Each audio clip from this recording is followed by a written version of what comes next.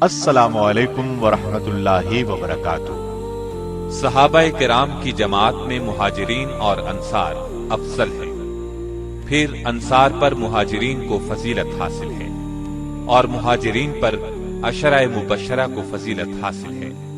नबी अकरम सल्लल्लाहु अलैहि वसल्लम का इरशाद है, अबू बकर जन्नत में है, उमर जन्नत में है, उस्मान जन्नत में है, अली जन्नत में है, तलहा जन्नत में है, जुबैर जन्नत में है, अब्दुर्रहमान बिन औफ जन्नत में है, साद बिन अबी वक्कास जन्नत में है, अबू उबैदा बिन जर्राह जन्नत में है, सईद बिन जैद जन्नत में है।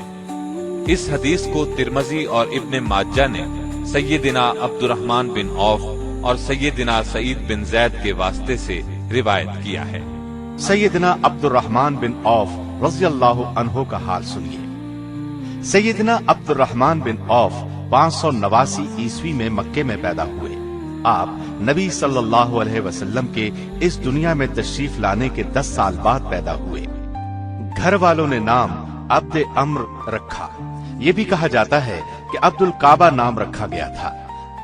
जब आपने इस्लाम कबूल किया तो नबी सल्लल्लाहु अलैहि वसल्लम ने नाम बदल दिया और अब्दुर्रहमान रखा। आपकी कुनियत अबू मुहम्मद थी। आपका ताल्लुक कुरैश के कबीले बनु ज़ोहरा से था। रसूलुल्लाह सल्लल्लाहु अलैहि वसल्लम की वालिदा भी इसी खानदान से थी। वालिद का नाम औफ था। छठी पुश्त में आपका सिलसिला नसब रसूलुल्लाह सल्लल्लाहु अलैहि वसल्लम से मिल जाता है।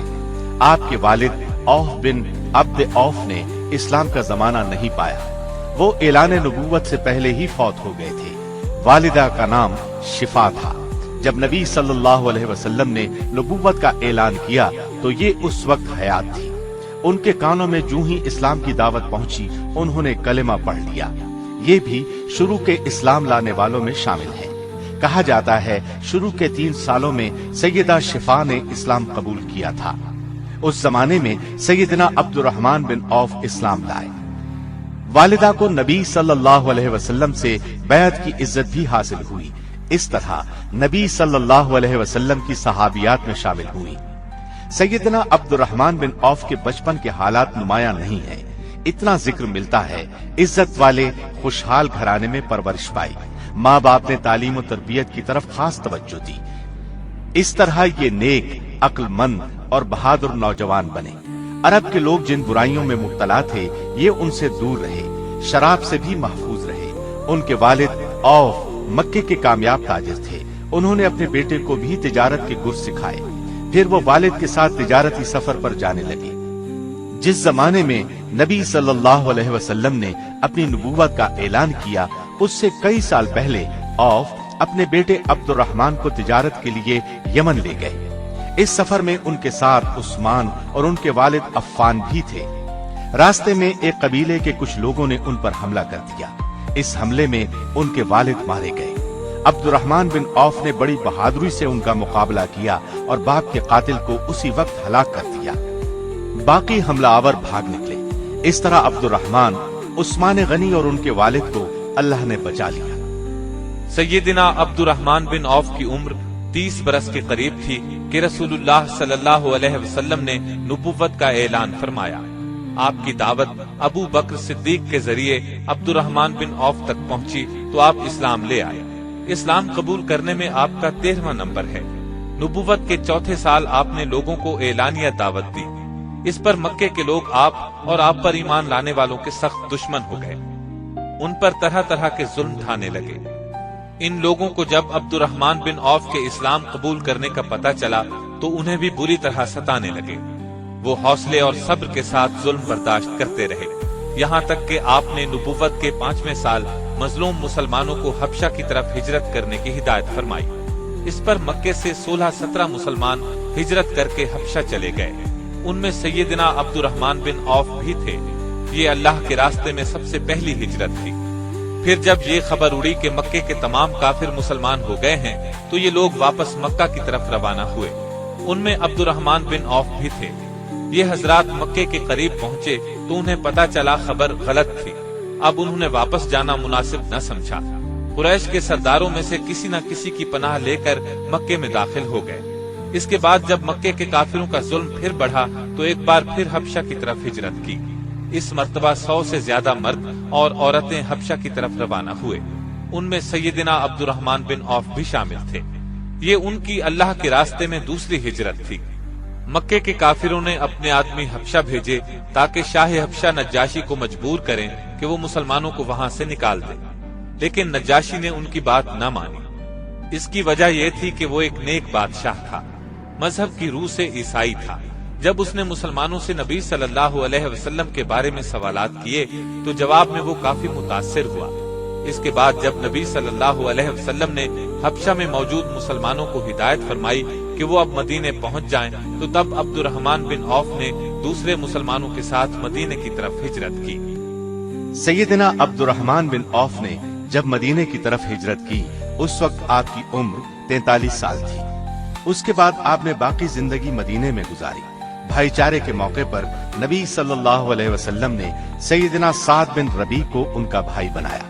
عبد الرحمن بن عوف جب ہجرت کر کے مدینے پہنچے تو انہی کے گھر میں مہمان بن کر ٹھہرے تھے۔ سعد بن ربیع بڑے دولت مند تھے۔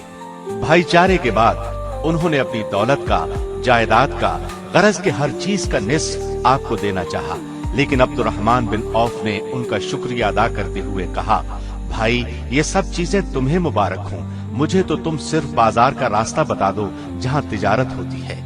سعد بن ربیع نے انہیں بازار کا راستہ بتا دیا۔ آپ بازار گئے اور وہاں سے پنیر اور گھی خرید کر ان کی تجارت شروع کر دی۔ یہ ان کا خاندانی پیشہ تھا۔ بہت جلد وہ کامیاب تاجر بن گئے اور دولت مند ہو گئے۔ آپ نے اپنی زندگی اور دولت اسلام کے لیے وقف کر دی۔ جہاد میں بھی ہر طرح حصہ لیا۔ بدر کی لڑائی میں آپ شریک تھے۔ بدر میں شریک ہونے والے صحابہ کا بہت بڑا درجہ ہے۔ اللہ نے ان کے سب گناہ معاف کر دیے اور انہیں جنت کی خوشخبری سنائی۔ احد کی لڑائی میں جو صحابہ رسول کریم صلی اللہ علیہ وسلم کے ارد گرد جم کر کھڑے رہے ان میں سیدنا عبد الرحمن بن عوف بھی تھے۔ آپ جان ہتھیلی پر رکھ کر لڑتے رہے، زخم پر زخم کھایا لیکن اپنی جگہ سے نہ ہٹے۔ لڑائی کے بعد ان کے جسم پر 21 زخم گنے گئے۔ ان میں پاؤں کا زخم اس قدر شدید تھا کہ ساری عمر لنگڑا کر چلتے رہے۔ ہجرت کے 5ویں سال خندق کی لڑائی پیش آئی۔ اس کو غزوہ احزاب بھی کہا جاتا ہے۔ اس لڑائی کی خاص بات یہ ہے کہ عرب کے تمام کافروں نے مل کر مدینے پر چڑھائی کی تھی۔ آپ نے مدینے میں ٹھہر کر اس کا مقابلہ کرنے کا فیصلہ کیا اور سیدنا سلمان فارسی کے مشورے پر شہر کے گرد خندق کھودی گئی۔ اس کام میں نبی صلی اللہ علیہ وسلم اور دوسرے صحابہ کے ساتھ سیدنا عبد الرحمن بن عوف نے بھی حصہ لیا۔ شام کی طرف جانے والے تجارتی قافلے دومت الجندل سے گزرتے تھے۔ اس علاقے میں بنو کلب کے لوگ آباد تھے۔ یہ لوگ عیسائی تھے اور قافلوں کے لیے بڑا خطرہ تھے۔ شعبان 6 ہجری میں رسول اللہ صلی اللہ علیہ وسلم نے عبد الرحمن بن عوف کو سالار بنا کر 700 صحابہ کا لشکر دے کر ان کی طرف روانہ کیا۔ اپنے ہاتھ سے ان کے سر پر پگڑی باندھی۔ وہاں پہنچ کر آپ نے بنو کلب کو اسلام کی دعوت دی۔ 3 دن تک وہ انہیں تبلیغ کرتے رہے۔ آخر تیسرے دن قبیلے کے لوگ مسلمان ہو گئے۔ فتح مکہ کے موقع پر بھی آپ ساتھ تھے۔ قبیلہ بنو حوازن اور بنو سعد نے مکے پر حملے کی تیاری کی تو نبی صلی اللہ علیہ وسلم 12,000 کا لشکر لے کر آگے بڑھے۔ حنین کے مقام پر یہ قبیلے جمع ہو رہے تھے۔ آپ بھی وہاں پہنچ گئے۔ اسلامی لشکر میں عبد الرحمن بن عوف بھی شامل تھے۔ انہوں نے لڑائی کے میدان میں بہت جواں مردی دکھائی، ڈٹ کر لڑے۔ اللہ تعالیٰ نے کافروں کو شکست دی۔ ان کے 6,000 آدمی گرفتار ہوئے، باقی بھاگ نکلے۔ غزوہ تبوک کے موقع پر جب تمام صحابہ نے دل کھول کر چندہ دیا، سیدنا عبد الرحمن بن عوف نے ایک بڑی رقم نبی صلی اللہ علیہ وسلم کی خدمت میں پیش کی۔ اس سفر میں ایک خاص واقعہ یہ پیش آیا کہ لشکر نے ایک جگہ پڑاؤ ڈالا۔ صبح کے وقت فجر کی نماز سے پہلے نبی صلی اللہ علیہ وسلم قضائے حاجت کے لیے تشریف لے گئے۔ آپ کو واپس آنے میں کچھ دیر ہو گئی تو لوگوں نے عبد الرحمن بن عوف کو امامت کے لیے کھڑا کر دیا۔ انہوں نے نماز شروع کر دی۔ جب نبی صلی اللہ علیہ وسلم وضو کر کے تشریف لائے تو مغیرہ بن شعبہ آپ کے ساتھ تھے۔ انہوں نے ارادہ کیا کہ عبد الرحمن بن عوف کو پیچھے ہٹا دیں، لیکن آپ نے فرمایا رہنے دو۔ پھر نبی صلی اللہ علیہ وسلم نے عبد الرحمن بن عوف کے پیچھے ایک رکعت ادا کی۔ ان کے سلام پھیرنے پر آپ نے بقیہ نماز پوری کی۔ तबूक से वापसी पर आपने हज के लिए 300 सहाबा का काफिला मक्के की तरफ रवाना किया। उसमें अब्दुर्रहमान बिन औफ भी थे। हिजरत के 10वें साल नबी सल्लल्लाहु अलैहि वसल्लम हज के लिए तशरीफ ले गए। 1 लाख से ज्यादा सहाबा साथ थे। उनमें सैयदना अब्दुर्रहमान बिन औफ भी थे। हिजरत के 11वें साल नबी सल्लल्लाहु अलैहि वसल्लम बीमार हो गए और रबीउल अव्वल के महीने में इस दुनिया से रहलत कर गए। इन्ना लिल्लाहि व इन्ना इलैहि राजिऊन। दूसरे मुसलमानों की तरह सैयदना अब्दुर्रहमान बिन औफ को भी शदीद सदमा पहुंचा। गम से निढाल हो गए। अबू बकर सिद्दीक की खिलाफत में आपसे हुकूमती मामलात में मशवरे लिए जाते रहे। इसी तरह सैयदना उमर के दौर में भी आप मुशीर रहे। आपके मशवरों को कदर की निगाह से देखा गया। अमीर हज बनाए गए। एक मर्तबा शाम के वक्त मदीने के बाहर एक काफिला आकर रुका। अमीरुल मोमिनीन उमर फारूक को पता चला तो सैयद अब्दुर्रहमान बिन औफ से फरमाया, काफिले वाले थके मांदे होंगे, बेखबर सो जाएंगे, ऐसे में कोई नुकसान न हो जाए। आओ तुम और मैं रात को काफिले की पहरादारी करें। चुनाचे दोनों रात भर पहरा देते रहे। 16 हिजरी को सैयदना उमर फारूक रजी अल्लाह अन्हु शाम तशरीफ ले गए। वहां बैतुल मक़दिस के ईसाइयों से सुलह का मुआहदा तय पाना था और इस मुआहदे के तहत ईसाइयों को बैतुल मक़दिस हवाले करना था। ये मुआहदा जाबिया के मकाम पर लिखा गया। गवाह के तौर पर अब्दुर्रहमान बिन औफ ने दस्तखत किए। सैयदना उमर ने जब आखिरी मर्तबा 23 हिजरी में हज किया तो अब्दुर्रहमान बिन औफ साथ थे। अबू लोलो यहूदी ने जब सैयदना उमर फारूक पर खंजर से 6 वार किए तो आपने अब्दुर्रहमान बिन औफ का हाथ पकड़कर अपनी जगह इमामत के लिए खड़ा कर दिया। खुद जमीन पर गिर पड़े। अब्दुर्रहमान बिन औफ ने नमाज मुकम्मल की। उस वक्त तक अबू लोलो ने 9 सहाबा पर वार किए थे। उनमें से 7 शहीद हो गए। उमर रज़ी अल्लाह अन्हु के जख्म बहुत शदीद थे। लोग उठाकर घर लाए। इस हालत में आपने खिलाफत के लिए 6 सहाबा के नाम तजवीज किए और फरमाया, मैं इनसे बढ़कर किसी को खिलाफत का हकदार नहीं समझता। वो 6 नाम ये थे, सैयदना उस्मान, सैयदना अली, तलहा, जुबैर, अब्दुर्रहमान बिन औफ, साद बिन अबी वक्कास रज़ी अल्लाह अन्हु। यकम मुहर्रम 24 हिजरी को उमर रज़ी अल्लाह अन्हु ने वफात पाई। कब्र में उतारने वालों में अब्दुर्रहमान बिन औफ भी थे। आपके बाद सैयदना उस्मान रज़ी अल्लाह अन्हु खलीफा बने। आप भी अब्दुर्रहमान बिन औफ की बहुत इज्जत करते थे।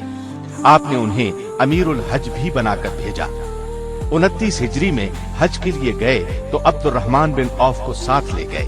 सैयदना उस्मान की खिलाफत के 6 साल अमन और सुकून से गुजरे, लेकिन फिर उनके खिलाफ साजिशें शुरू हो गई। अब्दुर्रहमान बिन औफ कभी भी किसी साजिश के करीब तक न गए। अपना वक्त निहायत खामोशी से गुजारते रहे, यहाँ तक कि दुनिया से रुखसती का वक्त आ पहुंचा। अब्दुर्रहमान बिन औफ ने खिलाफत उस्मानी में खिलाफत के 8वें साल 31 हिजरी में वफात पाई। वो माह सफर की पहली तारीख थी। मंगल का दिन था। उस वक्त उनकी उम्र 72 साल थी। उनकी वफात की खबर सुनकर मुसलमानों को शदीद सदमा पहुंचा। सैयदना अली ने उनके जनाजे पर खड़े होकर दुख भरे लहजे में फरमाया, अब्दुर्रहमान बिन औफ, तुमने अच्छा जमाना पाया और फितनों से बच के चल दिए। साद बिन अबी वक्कास भी जनाजे में शरीक थे। रास्ते में कई बार उनके मुंह से निकला, आह, ये पहाड़ भी चल बसा, यानी ये बड़ी शान वाला आदमी भी रुखसत हुआ। अमीरुल मोमिनीन ने नमाज जनाजा पढ़ाई। ये भी कहा जाता है कि जुबैर बिन अव्वाम ने पढ़ाई। जन्नतुल बकी में दफन हुए। आप बहुत खूबसूरत थे। कद लंबा और रंग सुर्ख था। आंखें बड़ी और पलकें लंबी और दाढ़ी घनी थी। सादा खाना पसंद था। कभी घर में उम्दा खाना पकता तो उसको देखकर रो पड़ते और फरमाते, रसूलुल्लाह और आपके घर वालों को तमाम उम्र पेट भर जौ की रोटी भी न मिल सकी। आमदनी का बड़ा जरिया तिजारत था। निहायत कामयाब ताजिर थे। जितने दौलतमंद थे उतने ही सखी थे। अपनी दौलत बेदरेग अल्लाह के रास्ते में लुटाते थे। लुत्फ की बात ये कि जितना वो खर्च करते थे अल्लाह ताला उतना ही ज्यादा आपको देता था। नमाज पढ़ते वक्त इस तरह खड़े होते जिस तरह कोई आजिज बंदा अपने आका के सामने हाजिर हो। उस वक्त उन्हें अपने आका की इबादत के सिवा किसी बात का ख्याल नहीं रहता था। नवाफिल भी बहुत पढ़ते थे। रमजान के अलावा बहुत रोजे रखते थे। जिंदगी में कई हज किए। दीन के बहुत बड़े आलिम थे। कई शादियां की। उनसे 8 लड़कियां और 20 के करीब लड़के पैदा हुए। आपके एक बेटे अबू सलमा का शुमार बहुत ही बड़े आलिमों और ताबेईन में होता है। घर वालों से बहुत शफकत का बर्ताव करते थे। आप उन 10 खुशनसीबों में हैं जिन्हें दुनिया में जन्नत की खुशखबरी सुनाई गई। इसके बावजूद आप आखिरत की बहुत ज्यादा फिक्र करते थे। कभी ऐसा काम नहीं करते थे जिससे अल्लाह नाराज हो। अपना माल गरीबों, मिस्कीनों और हाजतमंदों में तकसीम करते रहते थे। आपको अल्लाह ने बेइंतहा दौलत दी थी, साथ ही दिल भी बहुत बड़ा दिया था। एक रोज अपनी एक जमीन 40,000 में फरोख्त की। उसी वक्त ये रकम मदीने के गरीबों और मिस्कीनों में तकसीम करा दी। एक मर्तबा जिहाद के लिए घोड़ों की जरूरत पेश आई। आपने 500 घोड़े दिए। एक दफा 500 ऊंट मुजाहिदीन की खिदमत के लिए पेश किए। एक और मौके पर 1500 ऊंट अल्लाह के रास्ते में दिए। 2 और मौकों पर नबी सल्लल्लाहु अलैहि वसल्लम ने खर्च करने की तरगीब दी तो आपने 40-40 हजार नकद पेश कर दिए। एक रोज आपने गुलाम आजाद कराने की तरगीब दी। अब्दुर्रहमान बिन औफ ने एक ही दिन 30 गुलाम आजाद कर दिए। हालांकि एक एक गुलाम कई हजार में खरीदा था। वफात से पहले फरमाया, बद्र की लड़ाई में जो सहाबा रसूलुल्लाह सल्लल्लाहु अलैहि वसल्लम के साथ शरीक हुए, उनमें से जो अभी तक जिंदा हैं उन्हें बुलाओ और मेरी तरफ से हर एक को 400 दीनार पेश करो और मेरी तरफ से दरखास्त करो कि वो ये हदिया कबूल कर ले। उस वक्त तकरीबन 100 बदरी सहाबा जिंदा थे। उन सब ने निहायत खुशी से ये हदिया कबूल किया। फिर फरमाया कि 50,000 दीनार और 1,000 घोड़े अल्लाह की राह में तकसीम कर दिए जाएं। चुनांचे ये भी उसी वक्त तकसीम कर दिए गए। आप बहुत बहादुर और निडर थे, हद दर्जे परहेजगार थे। रसूलुल्लाह सल्लल्लाहु अलैहि वसल्लम से आपको बहुत मोहब्बत थी। इसी तरह रसूलुल्लाह सल्लल्लाहु अलैहि वसल्लम को भी अब्दुर्रहमान बिन औफ से बहुत मोहब्बत थी। नबी सल्लल्लाहु अलैहि वसल्लम के बाद अब्दुर्रहमान बिन औफ ने उम्महातुल मोमिनीन का हर तरह ख्याल रखा।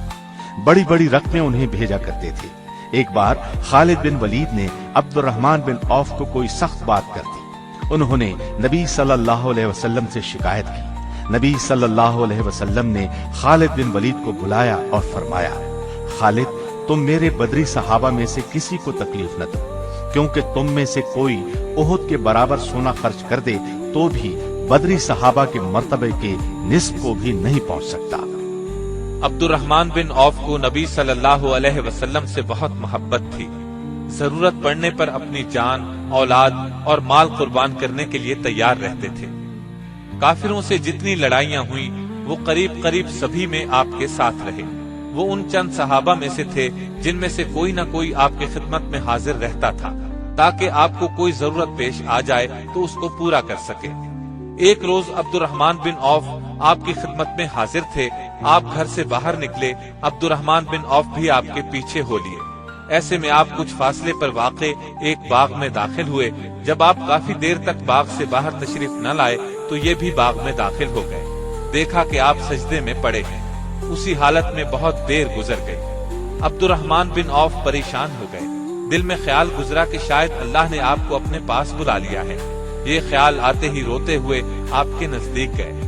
उसी वक्त आपने सरे मुबारक उठाया और दरियाफ्त फरमाया, अब्दुर्रहमान बिन औफ, क्या बात है? उन्होंने अर्ज किया, ए अल्लाह के रसूल, मेरे माँ बाप आप पर कुर्बान हों। आप इतनी देर सजदे में पड़े रहे, मैं समझा कि आप हमेशा के लिए हमसे जुदा हो गए हैं, इसलिए मुझे रोना आ गया। आपने ये सुनकर फरमाया, ए अब्दुर्रहमान, जिब्रील मुझे खुशखबरी दे रहे थे कि जो आप पर दुरूद भेजेगा अल्लाह ताला उस पर दुरूद भेजेगा, जो आप पर सलाम भेजेगा अल्लाह ताला उस पर सलाम भेजेगा। ये सजदा उस खुशखबरी के शुक्राने का था। एक दफा अब्दुर्रहमान बिन औफ ने अपनी कुछ जमीन 40,000 में बेची। उसका एक हिस्सा उन्होंने अपने खानदान बनु जोहरा के गरीबों, मिस्कीनों और हाजतमंदों में तकसीम कर दिया। एक हिस्सा उम्मत की माओं की खिदमत में भेज दिया। आयशा सिद्दीका के पास उनका हिस्सा पहुंचा तो आपने पूछा, ये माल किसने दिया? उन्हें बताया गया कि अब्दुर्रहमान बिन औफ ने जमीन फरोख्त की है और माल तकसीम किया है। सैयदा आयशा ने फरमाया, मुझ पर और तुम पर सिवाय भले लोगों के कोई मेहरबानी नहीं करेगा। अल्लाह ताला इब्ने औफ को जन्नत की नहर से सैराब करे। रसूलुल्लाह सल्लल्लाहु अलैहि वसल्लम عبد الرحمن بن عوف کو صادق اور سخی فرمایا کرتے تھے۔ ایک دفعہ آپ نے اپنی ازواج مطہرات سے فرمایا، میرے بعد جو شخص تمہاری خدمت کرے گا وہ صادق اور سخی ہوگا، اور یہ عبد الرحمن بن عوف ہی تھے جنہوں نے امہات المؤمنین کی بہت خدمت کی۔ اللہ تعالیٰ کی ان پر بے شمار رحمتیں ہوں۔ Thanks for watching. Don't forget to like, comment, share and subscribe to